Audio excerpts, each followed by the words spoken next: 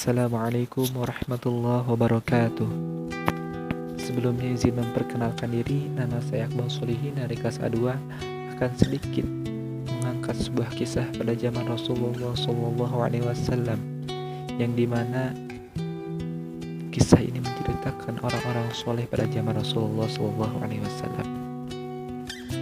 Dalam sebuah riwayat yang diriwayatkan oleh Bukhari dan Muslim, meriwayatkan dalam sahihnya dari Abu Hurairah berkata bahwa Rasulullah SAW bersabda, seorang laki-laki membeli sebidang tanah dari laki-laki lain.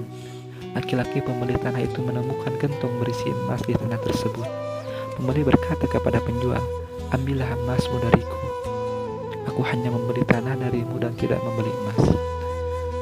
Lalu pemilik tanah sekaligus penjual menjawab, aku menjual tanah dengan apa yang ada padanya kepadamu.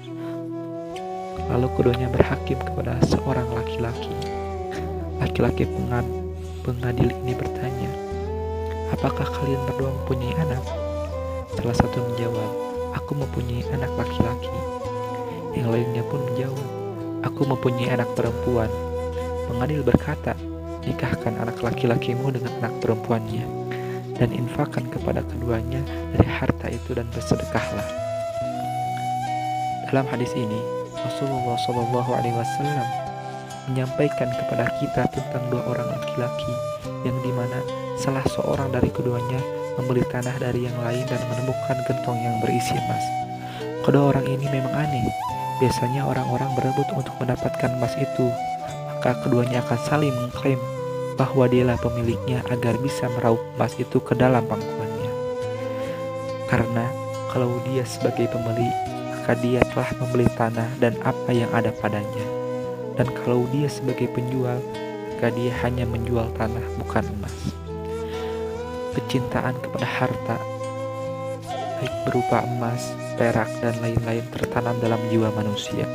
Sebagaimana yang Allah firmankan dalam Al-Quran yang artinya, menjadikan indah pada pandangan manusia kecintaan kepada apa-apa yang diingini, yaitu wanita-wanita, anak-anak, harta yang banyak dari jenis emas, perak, kuda pilihan, binatang-binatang ternak, dan sawah ladang. Quran Surah Al-Imran ayat 14. Kecintaan kepada harta bisa mendorong manusia untuk saling iri, musuhi, dan beradu punggung. Ia bisa pula mendorong mereka kepada menghalalkan kehormatan, menumpahkan darah, dan bersengketa demi mendapatkan harta orang dengan cara yang batil. Allah telah memberitahu kita bahwa penyakit memakan harta dengan cara yang batil ini juga menyerang orang-orang yang memikul wahyunya dan berdiri di atas syariatnya.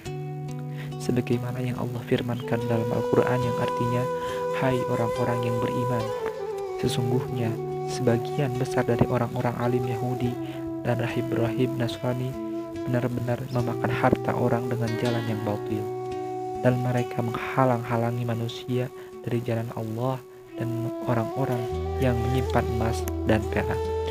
Quran Surah At-Taubah ayat 34. Jelas sekali bahwa kedua orang ini adalah orang-orang yang saleh dan warok. Iman yang kuat, takwa dan kesalehan biasanya tersimpan di balik juhud dalam urusan harta. Lebih-lebih jika harta itu haram atau pemiliknya tidak yakin bahwa harta itu miliknya.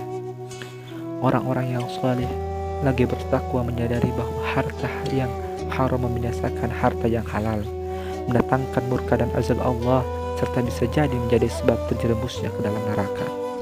Ditambah lagi bahwa orang-orang yang hartanya mereka ambil akan mengambil kebaikan orang yang mengambil sesuai dengan harta yang terambil. Mereka juga berusaha menunaikan harta kepada pemiliknya. Orang seperti ini sangat banyak tersebar di umat ini, lebih-lebih di generasi pertamanya. Para mujahidin datang dengan harta-harta yang besar dan menyerahkan kepada panglima, dan mereka tidak mengambil sedikit pun. Sebagaimana kisah kedua orang ini adalah sesuatu yang ajaib, sesuatu yang mulia, sesuatu yang indah. Begitu pula keputusan pengadil di antara keduanya juga lebih unik dan ajaib. Dia menyatakan keturunan masing-masing. Yang pertama menjawab bahwa dia mempunyai anak laki-laki, sementara yang lain menjawab bahwa dia mempunyai anak perempuan. Pengadil ini menyerahkan agar anak laki-laki dan perempuan tersebut dinikahkan, dan keduanya diberi infak dari harta yang ditemukan. Pengadil ini dengan keputusannya telah menyambung kedua keluarga dengan tali perkawinan. Tali perkawinan di antara orang-orang baik menguatkan ikatan iman dan merekatkan hubungan di antara orang-orang soleh. Suami istri yang soleh adalah keluarga yang soleh, dan bisa diharapkan melahirkan keturunan yang soleh juga. Pelajaran-pelajaran yang dapat kita ambil dalam kisah ini yakni yang pertama adalah adanya jual beli pada umat-umat terdahulu dan syariat-syariat terdahulu. Tidak seperti yang diklaim bahwa tidak ada hak kepemilikan pada zaman dahulu. Lalu yang kedua adalah adanya orang-orang soleh yang bertakwa dan hanya mengambil harta halal serta menjauhi harta yang haram dalam setiap masa. Lalu yang ketiga adalah anjuran berhakim kepada ahli ilmu dan pemilik akal jernih yang diharapkan mampu memberi hukum yang benar. Yang keempat adalah keterampilan telah ada sejak dahulu kala. Buktinya adalah gentong dan emas yang ada di dalamnya. Lalu yang terakhir adalah jika seseorang menemukan harta yang tertimbun yang mungkin diketahui pemiliknya, seperti harta yang tertimbun sejak masa yang belum lama, maka harta itu adalah luqatah. Pemiliknya harus dicari dan harta diserahkan kepadanya. Jika masanya jauh dan pemiliknya tidak diketahui sama sekali, maka itu adalah kekayaan bagi siapa yang menemukannya, dan ia memilikinya setelah menyisihkan 1/5 darinya. Mungkin inilah kisah yang dapat saya sampaikan pada tugas yang diberikan oleh Bapak dosen. Mohon maaf apabila banyak kekurangan. Wallahu a'lam bishawab. Assalamualaikum warahmatullahi wabarakatuh.